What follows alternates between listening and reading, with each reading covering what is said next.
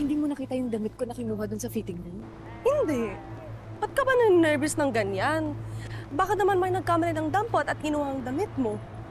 Hindi mo mapakali, Stacy. Malakas kutob ko pakiramdam ko may nagmamatsyag sa atin talaga eh.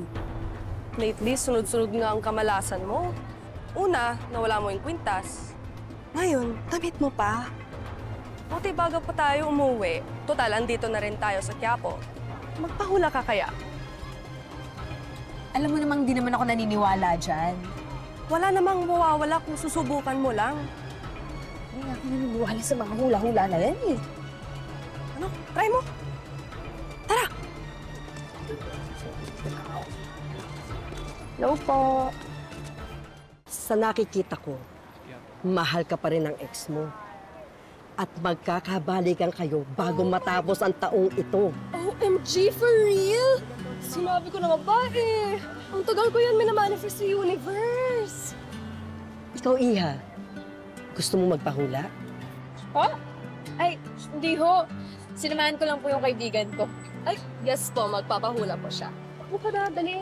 Ano ba, sabi ko nga sa'yo, hindi ako naniniwala. Actually, proof mo. Ano lang naman? KJ naman nito. Sige na. KJ. Fine. Sige, pipigyan kita. Anong gusto mong malaman, Iha?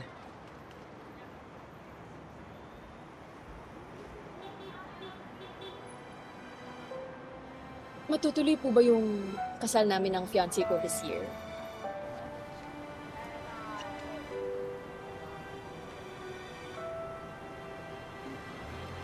Four of Wands.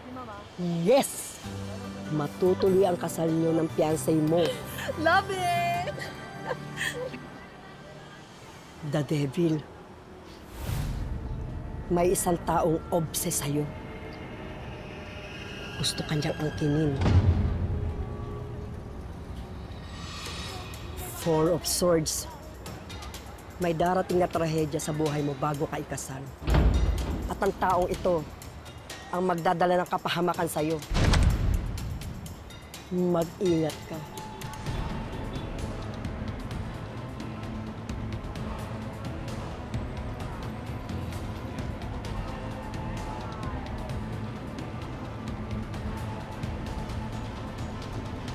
Salamat po.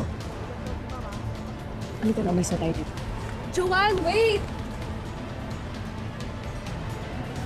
Maraming salamat po.